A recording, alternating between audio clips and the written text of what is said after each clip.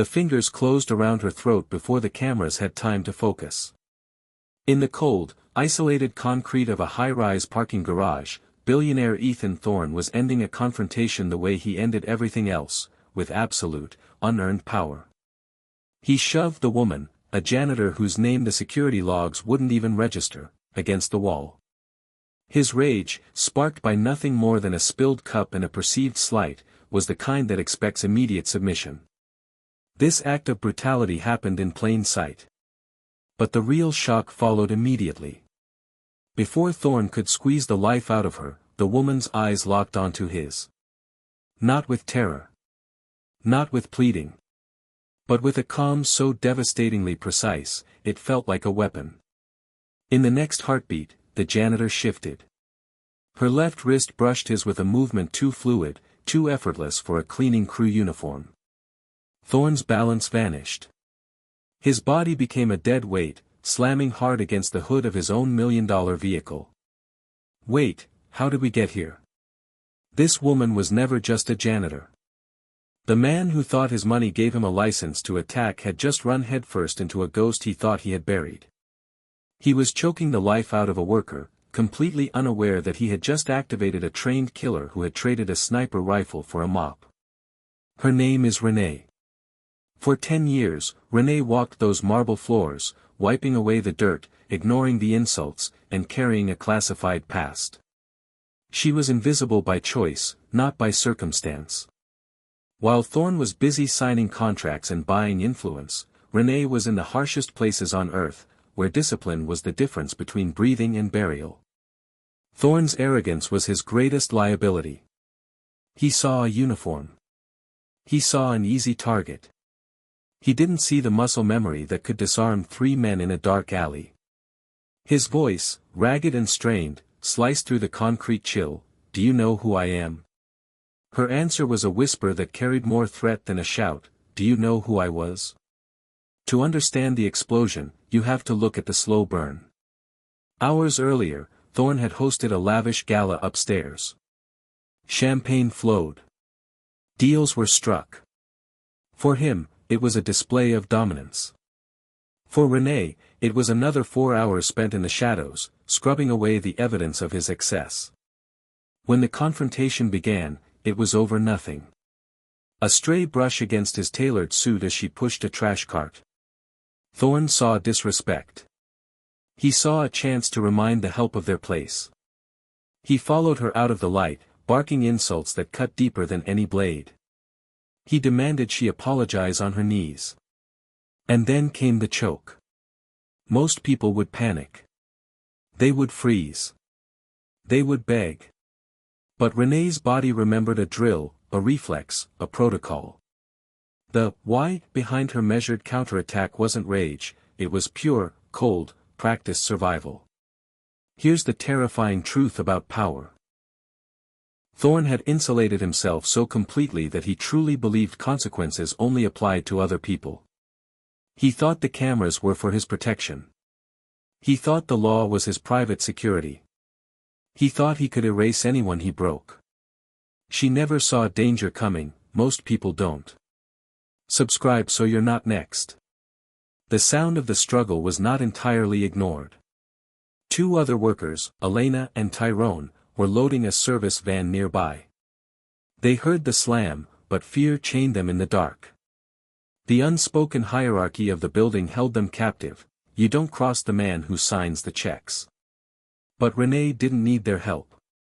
She shifted again, reversing the position. Thorne was now fully pinned, struggling with an unfamiliar, terrifying impotence. He thrashed, his cufflinks scraping uselessly against the cold metal.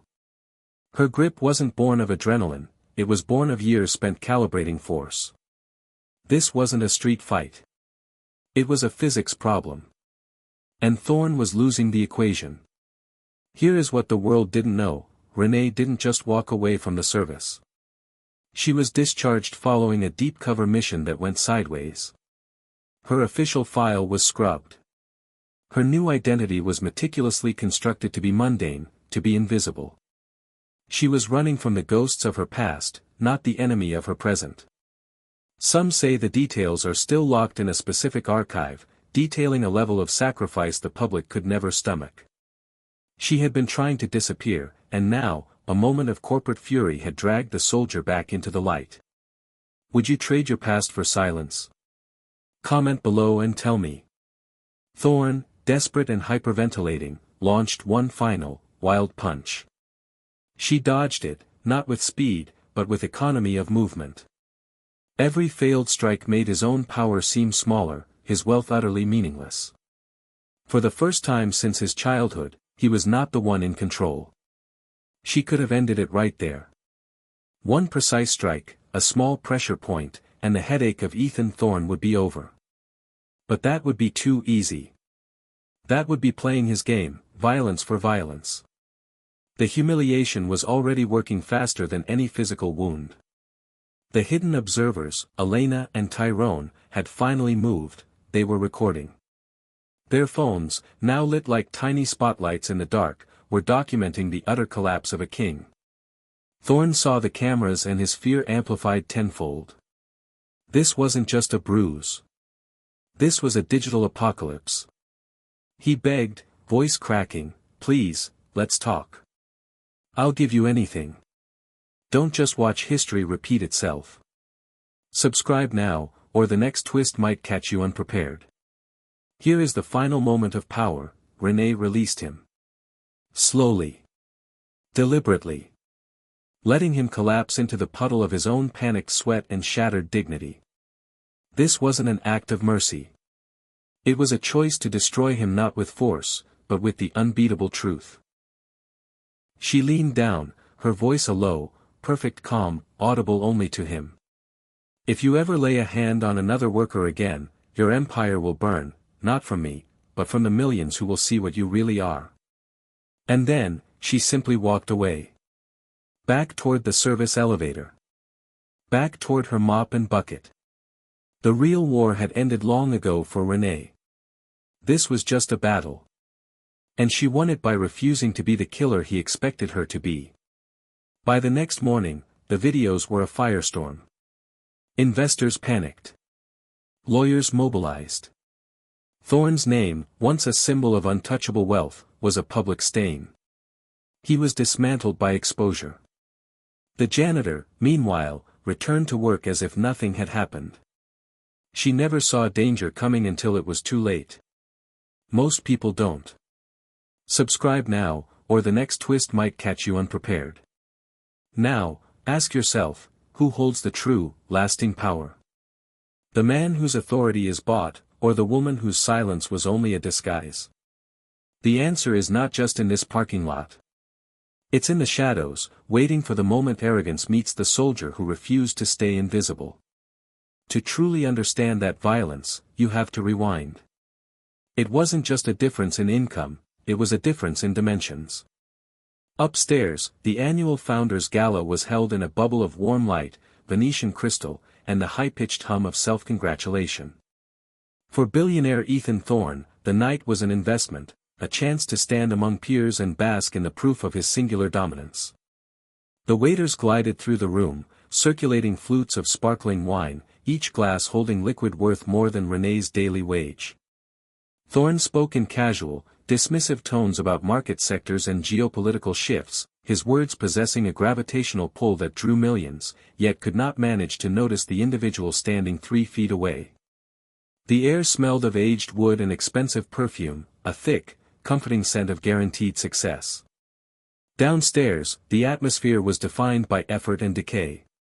The air was cool, stale, and scented with cleaning chemicals that stung the back of the throat. Renee moved with the quiet, methodical efficiency of someone paid to be invisible. Her domain was the endless, cold expanse of polished marble, a surface that showed every footprint, every scuff, every trace of the life of luxury being enjoyed above her head. While Thorne was discussing abstract value, Renee was dealing with concrete reality, ground in dirt, discarded cocktail napkins, and the physical fatigue that settled deep in her lower back by hour 6. Her task wasn't to maintain the illusion of success, it was to erase the messy evidence of its consumption. This profound, physical contrast was the true setting of the story. The financial contrast was astronomical, but the psychological gap was wider still. Thorne genuinely believed that his wealth conferred not just status, but an actual, higher quality of human existence. He saw the janitorial staff as extensions of the furniture, useful, easily replaceable, and certainly not worthy of acknowledgement. For Renee, this job was the final act in her personal mission of self-erasure. 10 years ago, she was a figure of authority and tactical skill in locations she is still forbidden to name, a past of high-stakes pressure and absolute visibility. Now, she traded her uniform for a fluorescent vest and actively chose the background. She craved the silence, the lack of scrutiny, the blessed, anonymous grind of the work. But her body still moved with a discipline that betrayed the mop. Her focus remained total. She knew every inch of the building's service corridors, every maintenance schedule, every unmonitored camera angle. The soldier hadn't disappeared, she had simply gone deep cover within a new, civilian identity. She was safe only as long as she remained ignored. Have you ever felt so invisible that your existence felt like a secret? That's what she signed up for. The inevitable collision occurred around 9:50 p.m. in the West Hall outside the main ballroom. Renee was pushing her cleaning cart, heavy with used linen and garbage, attempting to navigate a brief service bottleneck. Thorne, surrounded by 3 associates, was making a dramatic exit, phone pressed to his ear, his bespoke suit immaculate. Renee, glancing down, tried to pull her cart closer to the wall to let his procession pass. She miscalculated by a single inch. The wheel of her cart brushed his lower calf, a near-silent scrape against the expensive wool fabric. Thorne stopped dead. His conversation abruptly ceased. The silence that fell over his group was not awkward, it was instantaneous, charged with the terrifying certainty of a predator who has been offended. He slowly lowered his phone, his gaze moving from the mark on his suit to the cleaning cart, and finally, to Renee. His eyes were cold, not with immediate fury, but with deep, entitled annoyance. The kind of look one gives a broken machine. He didn't yell. He didn't even raise his voice. He chose his words for maximum effect in front of his audience. "Look at this mess," he said, addressing his associates, not Renee. "It's the simple things you can't trust people with, isn't it? Spatial awareness. Basic courtesy." He then turned his full attention to Renee, who remained silent, her hands resting calmly on the cart handle. "Know your place, worker. It's behind me, not in front of me." It was not an insult about her competence, it was an insult about her worth. This verbal attack was the first escalation. Thorne had moved beyond simple annoyance and into a targeted act of humiliation. His associates chuckled dutifully. The moment passed in less than 15 seconds, but for Renee, it was a sudden, violent tearing of the comfortable veil of anonymity she had carefully woven for herself. She didn't flinch. She simply nodded once, a sharp, military-style acknowledgement that went unnoticed by Thorne. And moved the cart aside. But the seed of disrespect had been sown. Thorne continued his exit, walking with the confidence of a man whose petty grievances are always catered to. He expected her to wilt, to apologize profusely, to perhaps even cry. When she didn't, her calm silence registered not as submission, but as insolence. He felt that the debt of her humiliation had not been fully paid. His arrogance demanded more. Most people walk away from confrontation, assuming the danger is over. But that's when the danger often begins. As Renee headed toward the service elevator to take her cleaning cart to the sub-level parking garage, the final stop before clocking out, Thorne's exit strategy changed. His chauffeur was already pulling the luxury sedan up to the curb. But Thorne waved him off. He watched Renee disappear into the service corridor. The security logs would later show that Thorne's associates departed immediately, but he remained. He moved quickly, using the main staircase, cutting off Renee's route to the sublevel. He wanted a final, private word, a chance to re-establish the hierarchy she had subtly challenged with her silence. The darkness of the isolated, lower parking level, where cameras were sparse and the witnesses were gone, was the perfect stage. He descended the stairs, his footsteps echoing on the concrete, chasing a feeling of control that had been momentarily disrupted. He was no longer a billionaire settling a slight, he was a predator stalking his perceived prey. He walked toward the shadows, expecting an easy target, expecting a broken apology. He never considered he was walking into an ambush. That was the precise moment the ghost he thought he had buried saw him coming. And that is how a simple brush of a cart became a question of survival. He was waiting. Thorn was leaning against a concrete pillar in the isolated darkness, bathed only in the sickly yellow glow of a distant safety lamp. His arms were crossed, his expression a mask of contempt and impatience. He had cut off Renee's route, ensuring this confrontation would be private, exactly how he liked to settle scores that defied his checkbook. When she walked through the doorway, pushing the heavy cleaning cart ahead of her, the sound of the squeaky wheels was the only protest in the vast, cold space. He didn't wait for her to approach. He moved. "The suit, Renee," he hissed, his voice quiet but thick with years of unchecked entitlement. "I said you would apologize. And I meant it." She stopped the cart, the noise vanishing instantly. She looked directly at him, and her silence was a physical barrier. She was looking past his expensive clothes and his title, assessing only his stance, his weight distribution, and his intent. That simple silence was what broke him. It was a defiance he could not buy, threaten, or fire. It shattered his illusion of absolute control. He moved on impulse, the reflex of a man who has never been told no.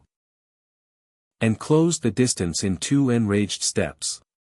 The hand that had signed billion-dollar deals became a weapon. His fingers clamped down, hard, around her throat. The contact was immediate, brutal, and shocking. He drove her back against the damp concrete wall, the force of his attack meant to stun, subdue, and paralyze. The simple what was a physical assault.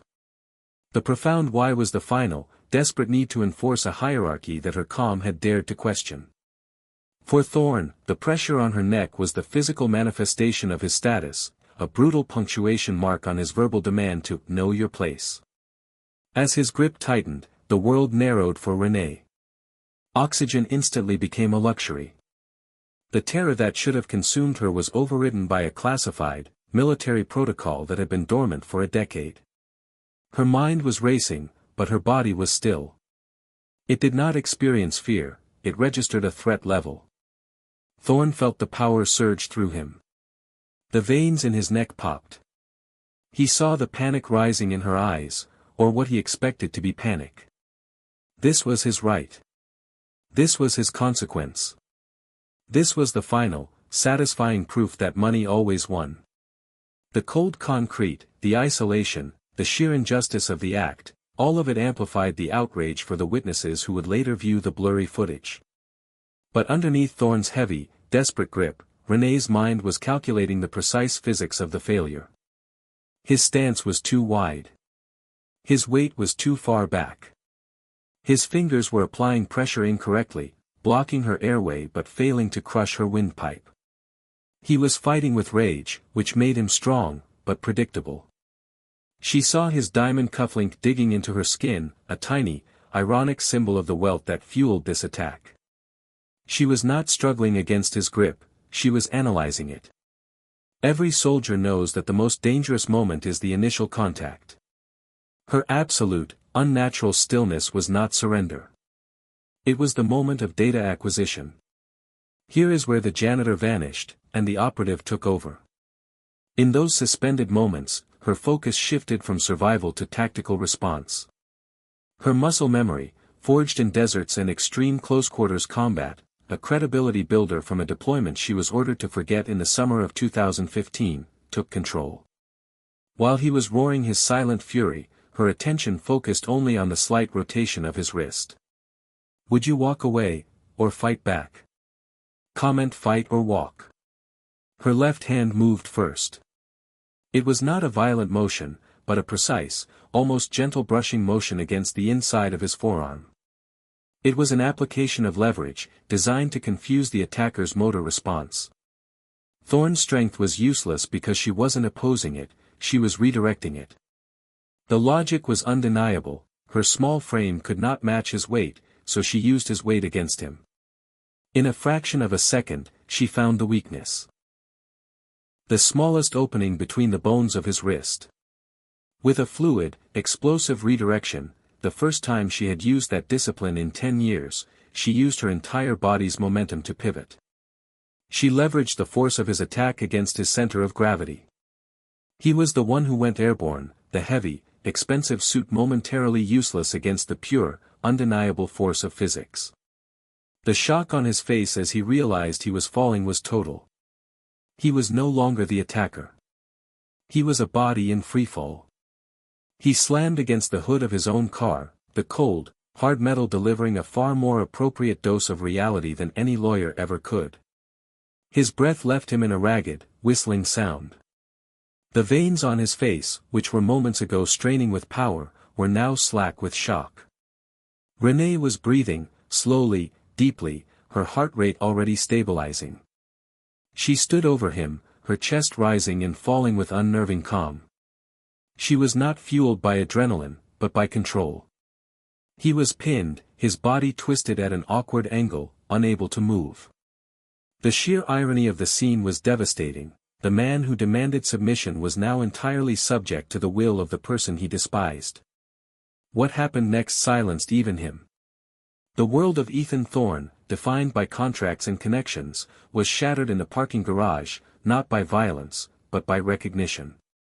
For the first time, he saw the woman he was assaulting, and what he saw terrified him, not a janitor, but someone whose capacity for control far exceeded his own. He was pinned against his own luxury sedan, his breath ragged, his power utterly meaningless against the simple application of leverage. But to truly understand the shock in that moment, you must understand Renee's ghost. We have to go deeper than the uniform she wore today, deeper than the concrete floor beneath her feet. We have to rewind to the deserts and the mountains, to a life that the Pentagon had meticulously erased. Renee's past isn't a secret she keeps, it's a classified file that keeps her. 10 years ago, she was not Renee, the invisible worker. She was an elite operative, a specialist in direct action and psychological endurance. Her world was defined by the relentless logic of survival. While Thorne was complaining about market volatility in his climate-controlled boardroom, Renee was operating in places like Paktia province in 2015, where every gust of wind could carry a hostile threat. Her days were spent mastering discipline, not the discipline of corporate hours, but the discipline of life and death. Her body is a walking testament to that training. The subtle scar above her left eyebrow, now hidden by the shadow of the garage, isn't from a childhood accident, it's a jagged reminder of a close-quarters situation in a specific, nameless operation in 2017 that went sideways. Her movement, the economy of her steps, the way her eyes track an exit point before she even enters a room, these are not habits. They are reflexes forged under unbearable pressure. She wasn't just surviving a war, she was a specialized instrument of it. The irony here is devastating. This highly trained individual, capable of executing complex maneuvers under fire, was reduced by society's perception to a woman scrubbing away the footprints of the privileged. She chose the mop because it was the ultimate camouflage. She chose invisibility as a form of self-protection, hiding not from an external enemy, but from the searing memory of the internal failures and losses that defined her past service. This mundane routine, the endless repetition, the lack of pressure, was her penance, her escape. This is where the injustice runs deepest. She had the power to protect herself, but she felt forced to suppress it to fit back into a world that only valued her invisibility. She was safe only if the soldier stayed buried, and the janitor remained unseen. The reason she was able to counter Thorne so swiftly wasn't rage, it was training that required no emotional input. It was pure physics and muscle memory. The moment his hands touched her throat, the civilian identity, the quiet, enduring, forgiving Renee, went dormant. The operative took control. Her movements were not driven by vengeance, but by immediate, calculated disarmament. Now, as Thorne lay gasping, pinned and humiliated, he was staring not at a janitor, but at the lethal competence she tried so hard to hide. Her eyes, which moments ago held the fatigue of a double shift, now held the cold, detached focus of someone completing a mission. Most people watch these confrontations and think, I would fight back. But do you truly understand what that fight costs? Do you? The cost for Renee was profound. She had tried to leave the war behind, but Thorne's entitlement, his utter belief in his right to extinguish her, had dragged her back. Every surge of dormant skill was a step away from the fragile, peaceful life she had constructed. The shame that kept her silent, that kept her scrubbing floors while others celebrated, was now being challenged by the necessity of survival. Her discharge papers, still sealed in a federal archive, carry a code that officially labels her service as non-existent. Her records were permanently expunged, her commendations vaporized, her very identity meticulously scrubbed to protect operational integrity. Her past became a perfect negative, a vacuum of history she was meant to maintain forever. The only evidence that she existed as a warrior are the scars she carries and the reflexes that just saved her life. This is the great, terrifying truth that Thorne encountered. He didn't just attack a worker, he ripped open a classified file. He didn't just confront a person, he woke a ghost. And tonight, that buried soldier was not only waking up, she was making a calculated decision about what to do with the man who resurrected her. The silence was heavier than the struggle had ever been. Ethan Thorne was breathing in desperate, wheezing gasps, pinned against his car, the taste of gasoline and concrete now replacing the fine, aged scotch from the gala. Renee stood over him, her face calm, the sudden, violent action over. The confrontation had just moved from a physical fight to a psychological standoff, and the power dynamic had been inverted completely. But the two people who saw the entire exchange, Elena and Tyrone, were frozen in the shadow of a maintenance stairwell, witnesses chained by a terror far more complex than simple fear. Elena, a cleaner who had worked this building for 7 years, felt a deep, wrenching nausea. It was the sickening recognition of an injustice she had seen 1,000 times, the casual entitlement of the wealthy turning instantly to physical abuse. Yet, she did not run forward. She stood paralyzed, not because she was afraid of Renee, but because she was afraid of Thorne's retaliation. Her mind was racing through the simple, brutal logic of her reality. Who dares step between money and violence? If she interfered, she wouldn't just lose her job. Thorne, the building's owner and a master of corporate litigation, could ensure she never worked in the city again. She was bound by economic fear, a cruel, invisible handcuff. Tyrone, a young facilities worker hoping for a promotion, felt the same paralyzing weight of the system. He was a few feet closer, his view unobstructed. For a fleeting second, he thought about shouting, but the words died in his throat. He thought of his elderly mother, who depended on his paycheck. Stepping in would be heroic, but it would also be financially catastrophic. His fear was calculating and absolute. This paralysis, the agonizing, rational choice to prioritize economic survival over justice in a dark moment, is the tragedy of the working class that plays out every single day, unheard and unseen. This is the ultimate auditant's POV moment. Do you feel complicit in that choice? Then, the narrative momentum shifted. Thorne, attempting to struggle, whimpered a pathetic, "Please. Get off me." The sound was not a threat, it was a plea.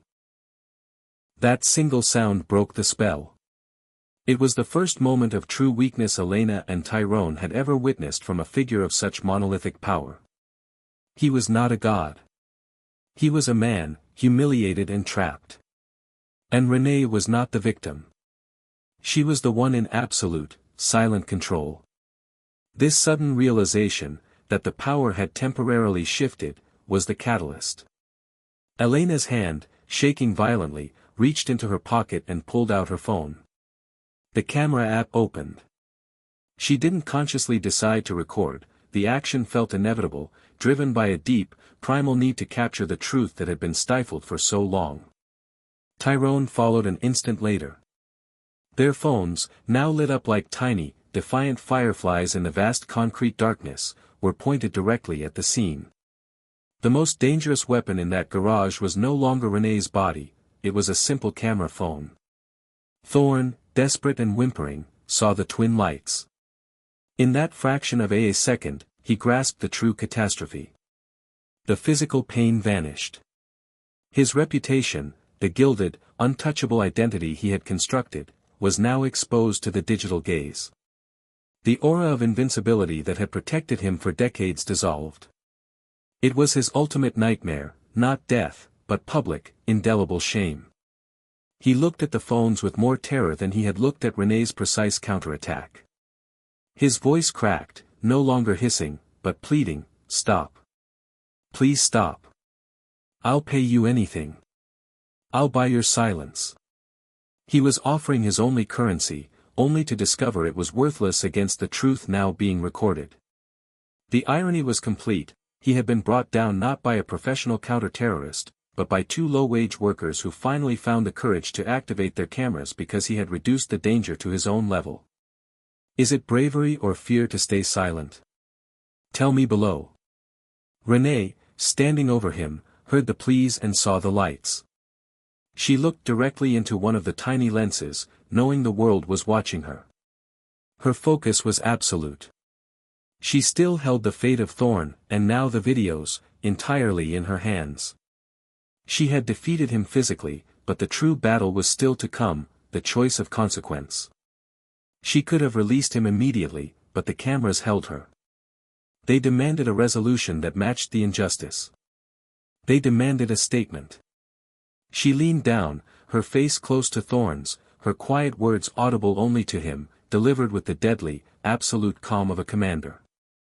Her next words would dictate his future, the future of the videos, and the fragile, quiet life she had tried so hard to protect. The final consequence was about to be decided, and the entire world was waiting for her to speak. Thorne was breathing in desperate, ragged puffs against the cold metal of his own car, but his humiliation wasn't complete. He still clung to the desperate, internal belief that a person like Renee could not possibly possess the skill to maintain this level of control. His mind, steeped in a lifetime of hierarchy, refused to accept that a janitor had mastered him. He moved on pure, panicked instinct. Using a surge of raw, untrained muscle, he attempted to push up and twist, throwing himself at her. It was a chaotic, wide swing, the kind of flailing a spoiled child uses when denied. Renee did not flinch. She did not tighten her grip or apply overwhelming force. She simply shifted her left foot 2 inches back, transferring her weight, and allowed his wild energy to pass harmlessly by her head. Her movement was so minimal, so economical, that it was nearly imperceptible. She wasn't fighting him, she was simply correcting the flow of his energy. The most dangerous part of this encounter was not the violence, but the absence of anger in Renee's response. Thorne was fighting with uncontrolled rage, a chaotic, explosive force. Renee was responding with pure physics, with the detached clarity of a master mechanic adjusting an engine. Every punch he threw, meant to connect with bone and break her resolve, was met instead with air or a carefully constructed block that redirected the force back into his own shoulder, jarring his joints. He was dismantling himself with every desperate effort. He tried again, lashing out with a kick, an ugly, unbalanced maneuver. Renee's right foot moved, not to meet his kick, but to step into his space, momentarily disrupting his balance and forcing him to retract the blow to avoid falling entirely.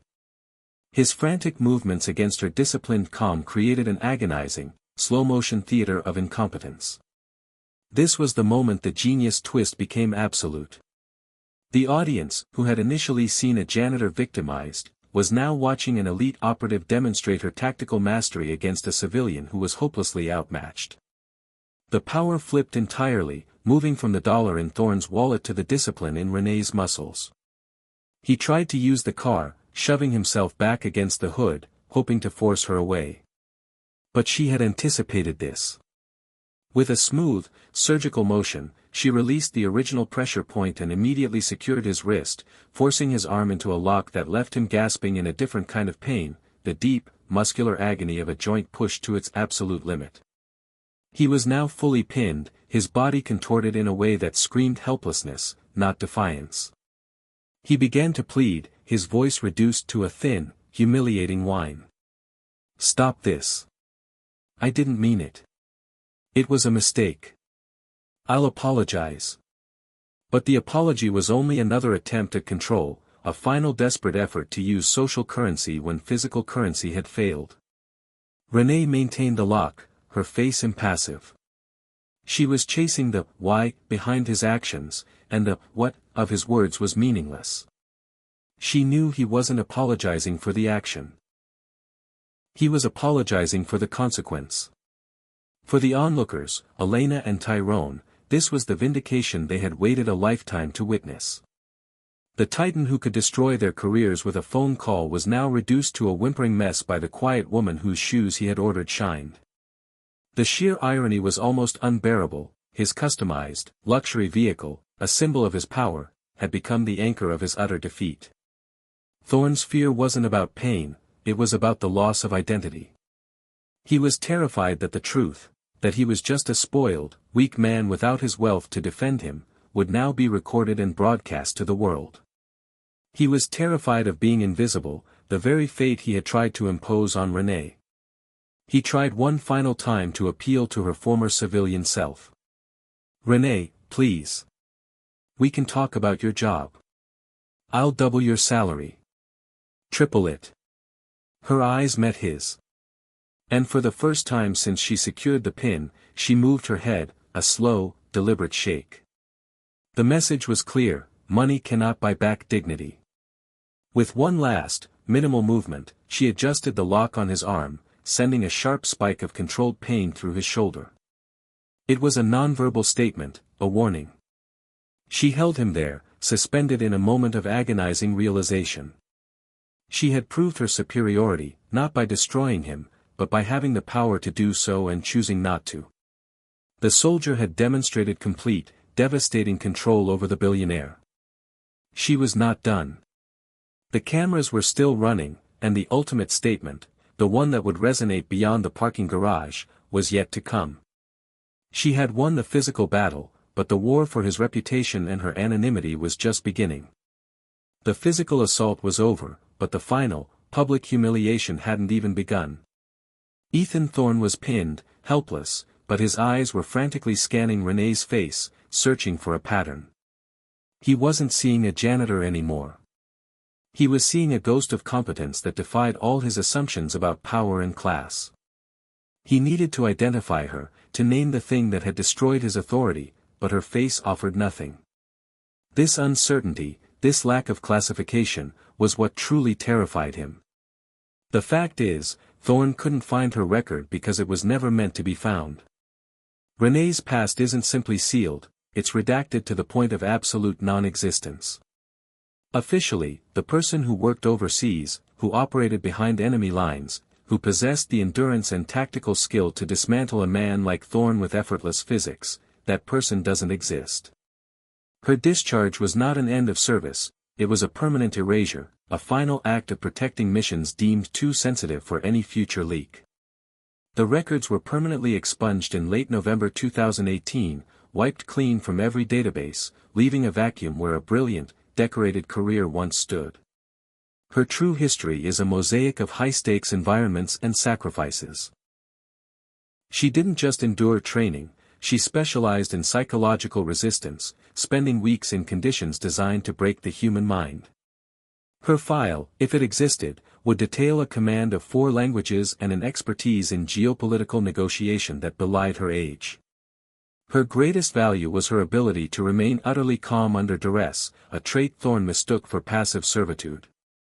Her body bears the quiet evidence, an unnatural immunity to extreme cold, a tolerance for pain, and the ability to process multiple threat vectors simultaneously.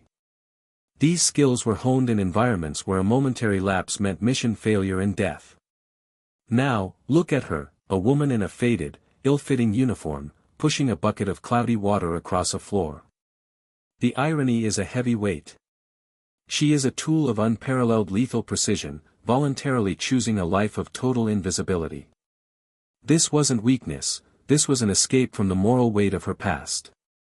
She didn't seek anonymity because she was ashamed, but because the constant demand of life-and-death decisions had burned her out.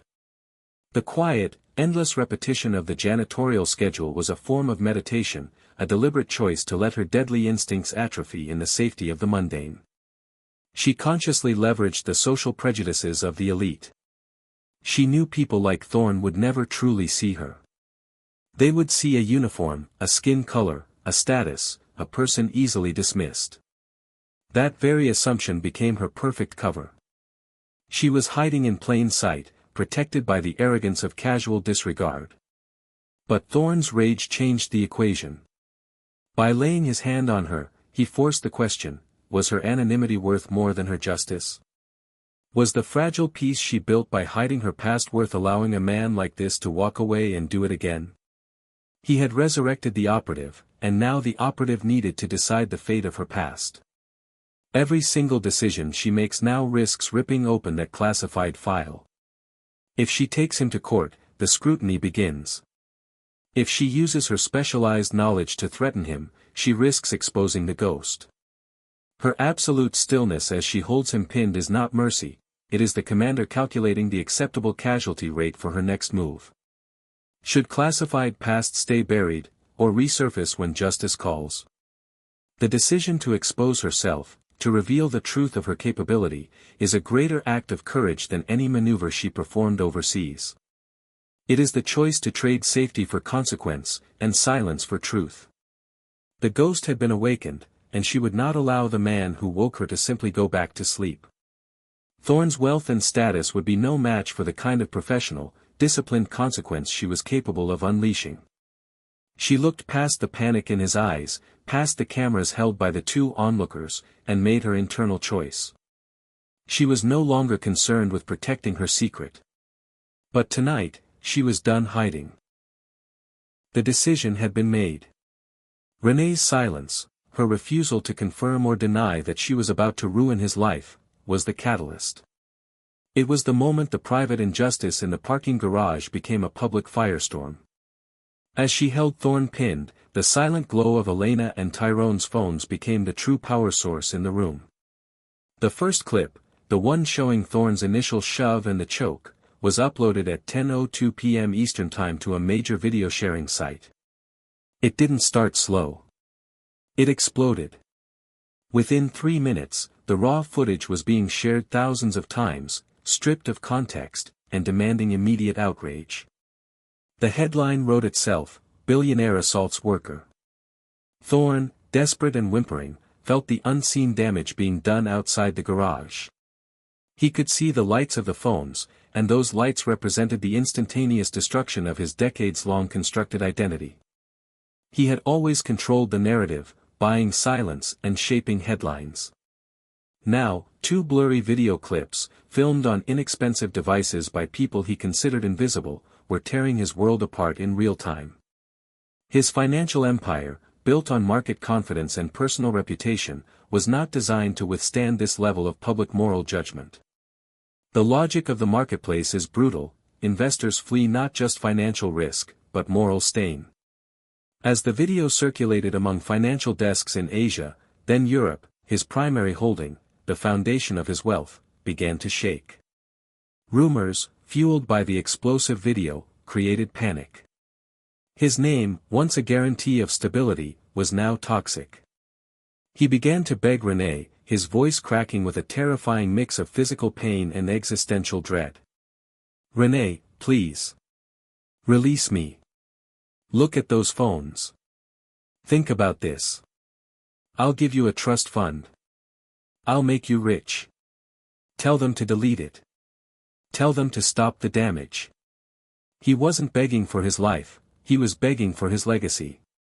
The profound irony was that he was trying to use his power, wealth, to stop the consequence of his power, the digital visibility. René listened, her eyes detached. She understood that his fear of losing money was 1,000,000 times greater than his fear of hurting a person. This was the highest price justice could extract from him. The reaction online was not measured, it was immediate, primal, and viral. Hashtags surged. People recognized the cold, casual arrogance in his attack, the belief that his status was a license for violence. They saw their own bosses, their own moments of silent humiliation, reflected in the helplessness of the woman being attacked. The footage became a lightning rod for a vast, collective outrage over unseen, everyday injustice. By 10:30 p.m., 30 minutes after the upload, the situation had escalated from a local scandal to an international incident. News agencies were scrambling. Investors were calling for his resignation from 3 key boards. The company stock, which had closed strong, was facing a catastrophic pre-market rout. Thorne was watching his kingdom dissolve, pinned to the hood of his own car, unable to lift a finger to stop it. We've all seen injustice like this. Subscribe and stay with our fight. He looked past Renee, past the camera lights, into the darkness, realizing that his lifetime of calculated ruthlessness had led him to this single, exposed moment. He had sought to destroy Renee's identity, but she was destroying his. And she hadn't even needed to speak. Her victory was secured through the courage of the witnesses and the unstoppable momentum of truth. Renee finally shifted her stance, easing the pressure slightly, not out of mercy, but to ensure he heard her final words clearly. She leaned close, her voice low and steady, entirely devoid of emotion. She was delivering the verdict of the soldier, the consequence he had earned. I don't want your money, Ethan. Her refusal was a final, stunning rejection of his entire value system. It meant the fight wasn't about compensation, it was about the fundamental right to exist without being targeted. She slowly, deliberately released the lock on his arm, stepping back and allowing his humiliated body to slide onto the damp concrete. He was free, but he was utterly broken. The physical danger was over, but the consequence was just beginning to unfold. The cameras kept rolling as he struggled, alone, pathetic, and exposed, on the floor of the garage. But the truly terrifying consequence, the legal reckoning and the exposure of his private crimes, was waiting for him the moment he stepped out of the light. Thorne was defeated, his body paralyzed by the strategic pin, but his mind was still fighting. He offered money, he offered silence, he offered any transactional fix to this devastating problem. He was begging for the price of his freedom, utterly convinced that every human interaction was simply a negotiation.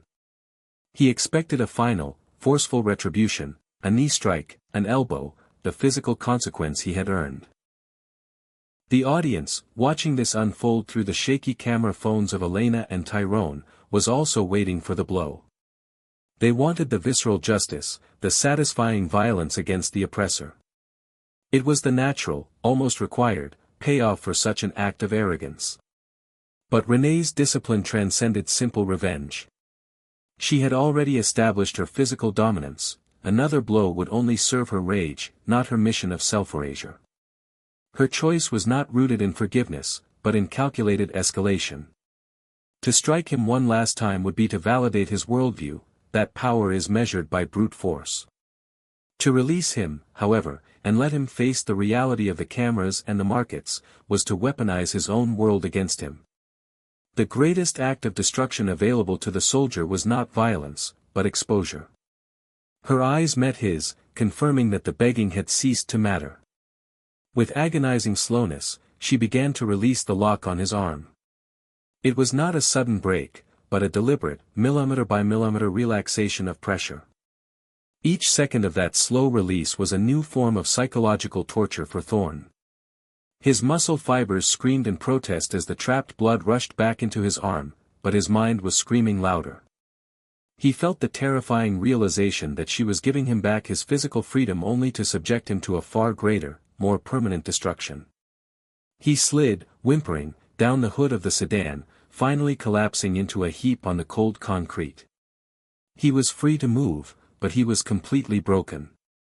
His expensive suit was wrinkled, his dignity obliterated, and his face a mask of sweat and disbelief. He immediately scrambled, trying to shield his face from the still glowing lenses of Elena and Tyrone. He was no longer worried about Renee, he was terrified of the millions of eyes watching him through the digital lens. Renee leaned down, kneeling beside him, her face inches from his ear. She spoke softly, her voice carrying the chilling authority of someone who knows exactly what she is capable of. The witnesses could not hear the words, but they could see the effect. Thorne's eyes widened in profound terror. She rejected his final, pathetic offer of money. Her words were a verdict that rejected his entire system of control. "I didn't do this for payment. I did this to ensure you understand that you are no longer invisible to us. The world will see you now, not as a name, but as the man on that concrete." Her final words were a promise and a threat delivered with the absolute calm of a commander giving last rites. They were a vow that the system he used to protect himself, the system of corporate silence and bought reputation, was now irreversibly corrupted by his own violence. With that, she stood up. She did not look at the crumpled figure of Thorne, nor did she acknowledge the two hidden witnesses. She simply walked past her janitorial cart, collected a discarded glove, and headed toward the main service elevator. Her gait was the same disciplined, measured walk she had used to approach him, now imbued with the satisfaction of a mission completed. Thorne was left alone on the floor, breathing the sickly smell of the garage, surrounded by his own shattered authority. His desperate, whispered pleas for deletion and retraction were met only by the steady, unblinking red recording lights of the two phones. Her mercy wasn't forgiveness, it was the start of his inevitable downfall. The sun had not yet risen, but the darkness of the parking garage had already been eclipsed by the digital light. Ethan Thorne, left crumpled on the cold concrete, was no longer merely a man who had assaulted a worker, he was the face of an institutional sickness, the perfect villain captured in high-definition moral failure. By 6 a.m. Central Time, the videos had moved beyond viral novelty and become a global crisis. The three clips, the initial choke, the effortless counter, and the final, humiliating collapse, were now packaged into a relentless media loop. Hashtags demanding justice for Renee were trending in 5 countries. Protests were instantaneously brewing outside Thorne's corporate headquarters and his primary residence. The injustice captured on film had tapped into a vast reservoir of public outrage over the casual cruelty of untouchable wealth. The consequences were immediate, brutal, and calculated in dollars. The financial world, which had once treated Thorne as a golden deity, now treated him as a toxic asset. Investor panic set in like a sudden, aggressive fever. Analysts scrambled to downgrade his company's stock. They weren't just reacting to a misdemeanor, they were reacting to the loss of confidence, the instant destruction of the image that allowed his empire to operate. The market doesn't tolerate moral weakness in its titans.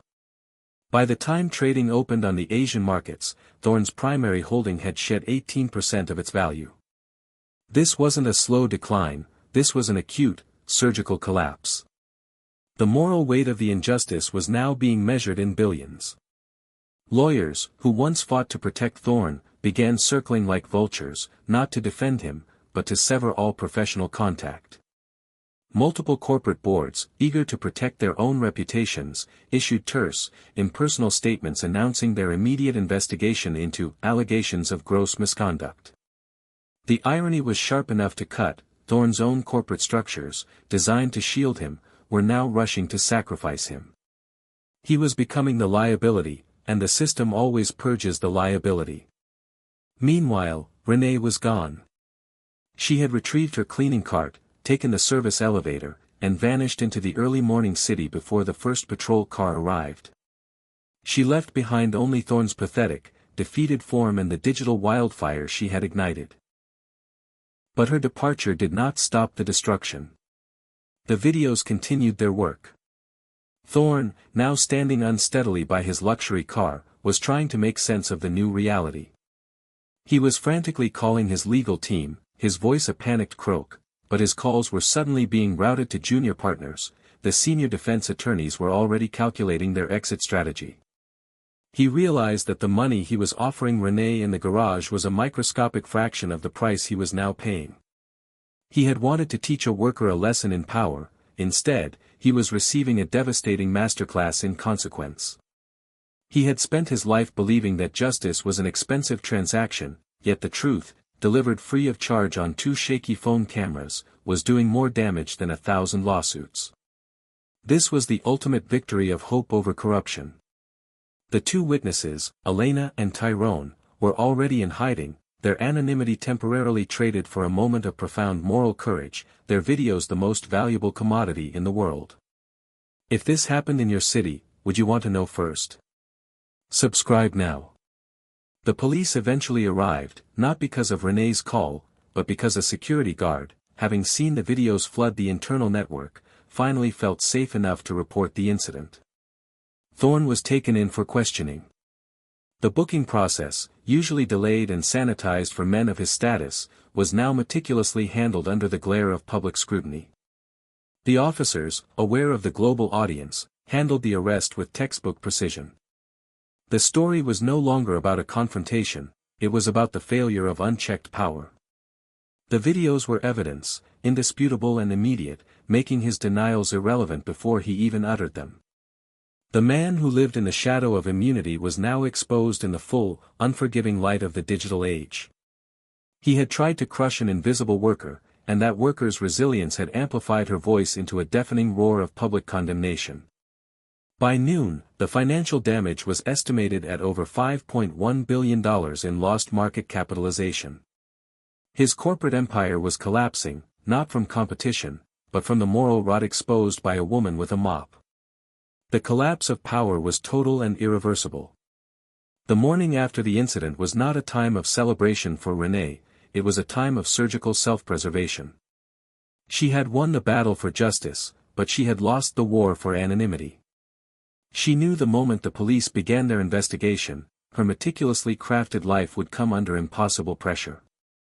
Lawyers, journalists, and Thorne's own security apparatus would tear apart the life of Renee the janitor, looking for an angle, a weakness, or a payoff. She moved with the same disciplined urgency she once used to cross hostile borders. There were no tears, no interviews, no basking in the spotlight. There was only action. She accessed a secure bank box, withdrew a small cache of cash and essential documents, and severed all digital ties. She knew the rules of the game, a ghost is only safe when she remains a rumor. The consequences for Elena and Tyrone were immediate, though different. They lost their jobs by mid-morning, fired by the building management under vague claims of violating company policy regarding unauthorized filming and media dissemination. This act of corporate reprisal, captured by local news, only fueled the public's outrage and cemented their status as heroes. The injustice was predictable, yet perfect for the narrative, the system punishing the moral actors. But the outpouring of support was equally immediate. A crowdfunding effort launched by a digital activist group raised over $250,000 for the pair within 48 hours. Their sacrifice yielded both job loss and public vindication. Meanwhile, Thorne was released on a bond so enormous it felt like a final, cruel display of his lingering wealth. He emerged from the courthouse gauntlet silent, his face gray and drawn. The legal battle was just beginning, but the corporate war was already over. The firm's remaining executives, desperate to save the company, were preparing to launch a full-scale offensive, a smear campaign targeting Renee. They scoured records, looking for any flaw, any past debt, any dirt they could use to discredit the viral narrative. This is where her classified past became her ultimate defense. The vacuum of her history meant their attack was meaningless. There were no public debts, no criminal history, no embarrassing social media posts, because the woman who endured that attack had been professionally erased by the state. She was undiscreditable. The silence of the operative became the shield of the janitor. Renee knew that her work was complete. She had delivered the consequence, and the system, through the viral videos, was now administering the sentence. Her only job now was to return to the shadows, not out of fear, but to ensure the story remained clean, clear, and powerful. She boarded a quiet train, heading west, leaving the chaotic, burning ruins of Thorne's empire behind her. She chose to lose her current life so the truth could win. She left behind her mop, her uniform, and her anonymity. The sacrifice was total. She was back on the run, a ghost once more, but this time she was running with the fierce satisfaction of having fulfilled her moral obligation. The fallout of the parking garage incident resonated for months. Ethan Thorne was indicted on multiple charges of assault. The civil suits launched against his failing company totaled hundreds of millions of dollars. His reputation was permanently ruined, his wealth drastically reduced, and his freedom compromised. The power he wielded had been exposed as nothing more than brutal, petty impulse, and the market punished him with the efficient ruthlessness he had once reserved for others. The moral lesson was clear, simple, and undeniable. The true measure of power is not what you can afford to buy, but what you can afford to lose. Thorne lost everything because he believed his money could silence the truth. Renee won everything because she was willing to lose her anonymity to speak it. The story of the janitor and the billionaire became a modern parable. It became a required training module for workers' rights groups. It became a cautionary tale in business schools about the instantaneous accountability of the digital age. The two tiny video clips, blurry and unstable, became monuments to the moral courage of two workers who chose justice over their paychecks. The true legacy, however, remains with Renee. She is out there, somewhere in the quiet anonymity she craves, having purchased her freedom with the public sacrifice of her secret past. She is a reminder that the people we choose to ignore, the people we label as background noise, often carry the most important stories, the deepest skills, and the quietest power. Her silence was broken, her story told, and in that breach, a massive injustice was righted. The questions that linger, however, are for us, the audience. We saw the injustice clearly, but only because the cameras were rolling. We felt the outrage, but only once the consequences became irreversible. Renee's victory was profound, but it was purchased at the cost of her quiet, hard-won peace. She had traded a weapon for a mop, only to discover that sometimes, the weapon is still necessary. The only difference between the brutality in that garage and the injustice we pass every day is the camera angle. The choice to ignore casual cruelty is the choice to endorse it. The invisibility of the worker is the immunity of the boss. Will you stay quiet, or will you help expose more stories like this? The quiet janitor became a symbol, not because she was extraordinary, but because she simply refused to stay down.